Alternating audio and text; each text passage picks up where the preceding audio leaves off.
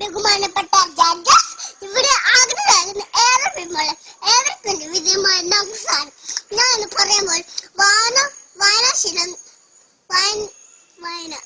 വായന മരിക്കുക എന്ന വിഷയത്തെ പറ്റിയാണ്. അറിവിന്റെ നിധികളായ പുസ്തകം സംശയിക്കുന്ന ഗ്രന്ഥശാലയോട് പറഞ്ഞാൽ തിരാട്ടയാണ്. കുഞ്ഞുണ്ണി മാഷിന്റെ ഭാഷയിൽ പറഞ്ഞാൽ വായിച്ചാലും വളരും, വായിച്ചില്ലെങ്കിലും വളരും. വായിച്ചു വളയുന്നവൻ വീഴയും, വായിക്കാതെ വളയുന്നവൻ വളയും. വളരെ അർത്ഥത്തോടെ നീതി വാക്കണം. ഓരോ വ്യക്തി വളരെ വളർന്ന് വിളയുന്ന വ്യക്തിത്വ ഭാഗമാക്കണമെന്ന് വായിക്കണമെന്നാണ് കവി പറയുന്നത്. വായന മനസ്സിന്റെ ഭക്ഷണമാണ്. മനസ്സിന്റെ ഭാഷ നിലനിർത്തുന്ന ഒഴിച്ചുകൂടാനാകത്തുന്ന വായനാശീലം ഒരാളെ സംസാരത്തിലേക്ക് പ്രകാശപ്പെടുത്താൻ വായന പോലെ ഒരുക്കുന്ന മറ്റൊന്നുമില്ല.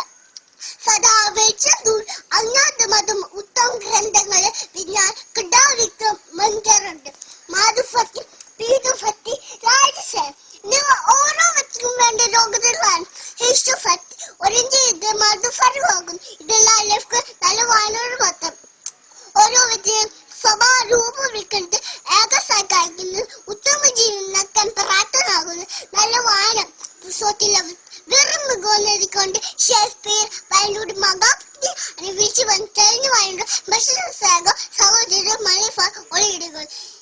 എന്റെ നന്ദി, നമസ്കാരം.